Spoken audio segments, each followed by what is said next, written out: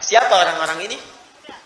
Yang kelihatan nikmat tapi tidak Allah sukai, yang kelihatan nyaman tapi sedang tersesat, atau yang kedua kita langsung bermohon kepada Allah, ya Allah, walaupun belum tampak dalam pandangan saya, jauhkan saya dari mereka dan dari sifat-sifat mereka.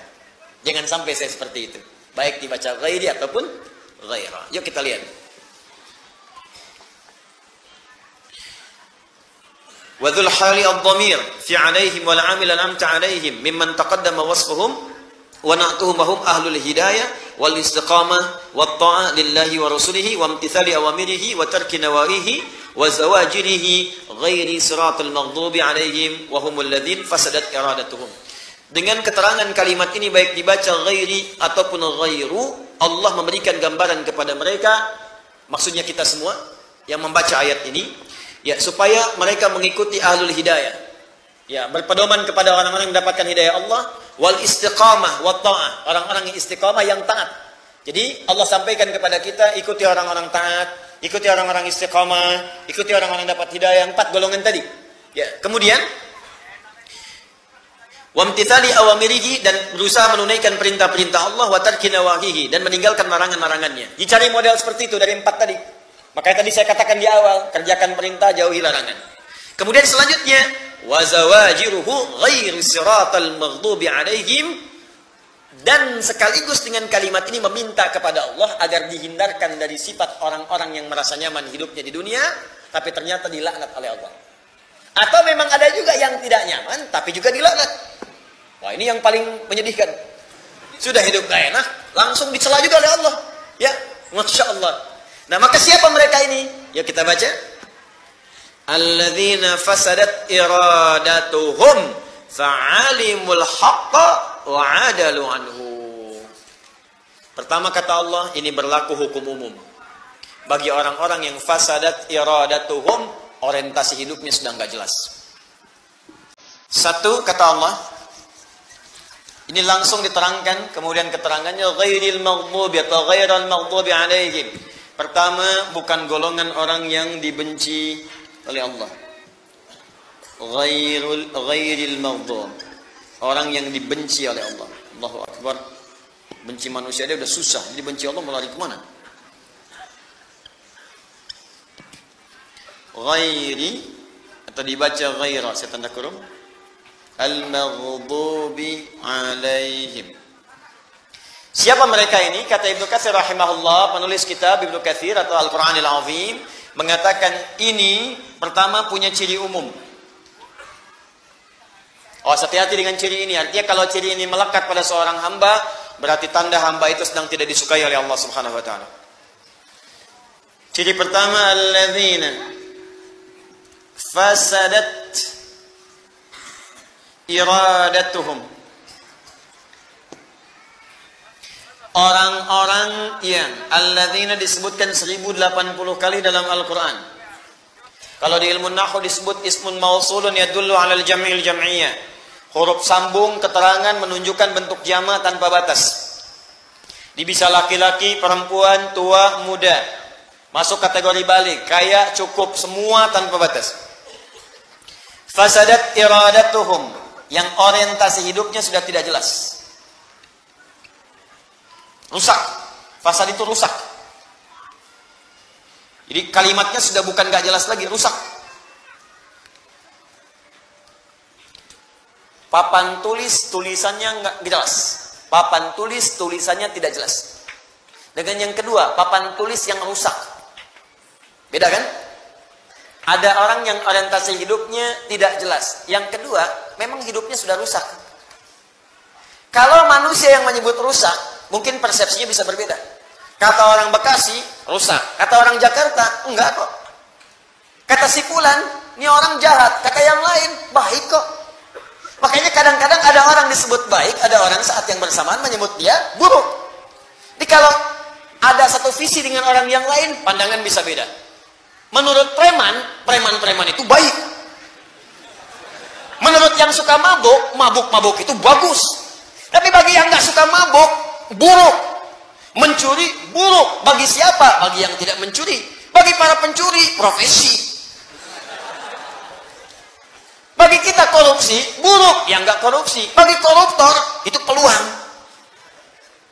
Bagi pezina, zina itu bagian kehidupan. Bagi yang nggak zina, nggak akan menikmati. Ya, bagi pelaku maksiat, maksiat itu memang bagian dari kehidupan. Bagi orang taat, benci. Makanya kalau ada bagian dari yang halal sudah nggak suka dalam hidup kita, pandangan sudah nggak suka melihat yang halal dari pasangannya, pendengaran sudah nggak suka mendengar yang halal, artinya ada bagian maksiat masuk ke dalam bagian tubuhnya. Ada yang paling tinggi, rusak kata Allah.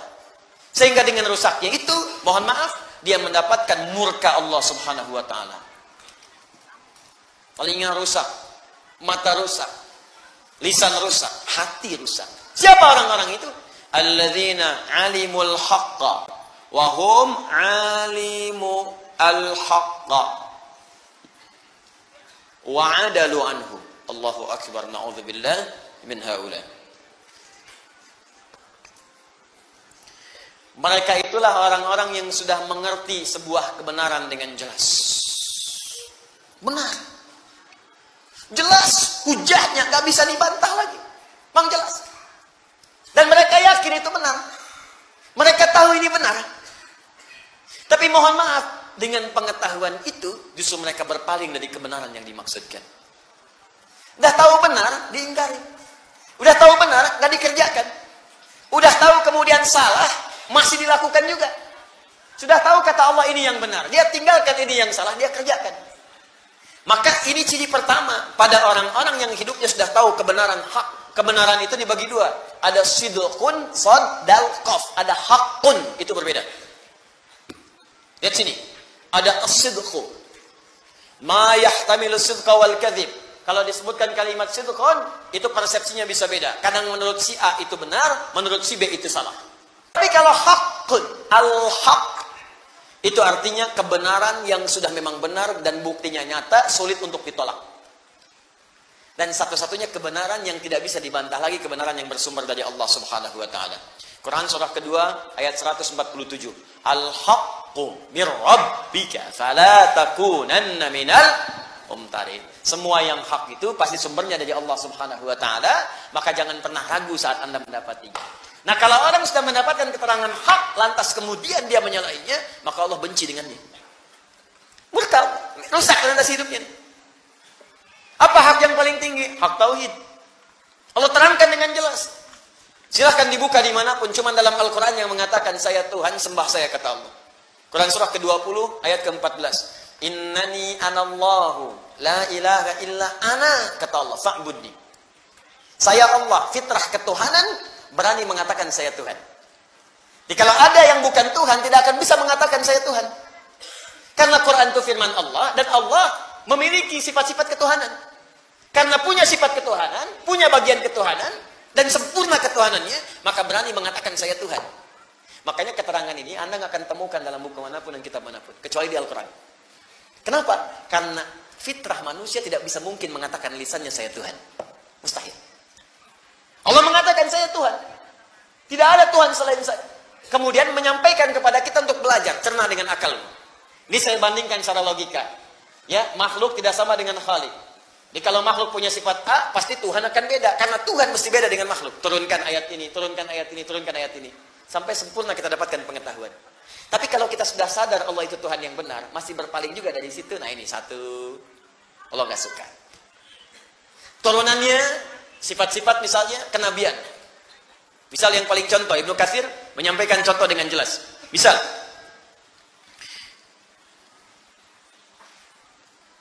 wa humul ladzina fasadat iradatuhum fa'alimul haqqa wa 'adadu anhu wa la siratal dhalin humul ladzina faqadul ilma fahum haimuna fid dhalalah. Teruskan. Wa huma tariqatal yahud. Pertama contoh di masa lalu dicontohkan seperti ini. Dan ingat ya, ini bukan spesifik pada golongan umat tertentu. Kalau bagiannya punya seperti ini, maka dia sedang dimurkai oleh Allah. Hati-hati. Contoh, kata Ibnu Katsir, tercatat dalam sejarah orang Yahudi di masa lalu. Diperkenalkan tentang tanda kenabian. Mereka tahu, karena mereka yang minta. Mereka yang minta. Buka Quran surah kedua Al-Baqarah. Ya, misalnya dari ayat 89. Tambahkan ayat 101. Ada. Walamma ja'ahum kitabun min 'indillahi musaddiqan lima ma'ahum wa kanu min qabli yastaftihuna 'ala alladziina kafaru falamma ja'ahum ma 'arafu kafaru bih. Sebelumnya mereka selalu minta kepada Allah, ya Allah turunkan Rasul terakhir, turunkan Rasul yang hebat, turunkan ya Allah Rasul yang bisa membimbing kami. Dijawab oleh Allah. Begitu dijawab diturunkan Rasul, diingkari. Turun Quran surah kedua ayat 101. Walamma ja'ahum, paling kanan sebelah bawah. Walamma ja'ahum rasulun min indillahi musaddiqun lima baina yadayhim nabadha fariqun minal ladzina utul kitaba kitaballahi wara'a zuhurihim ka'annahum la ya'lamun.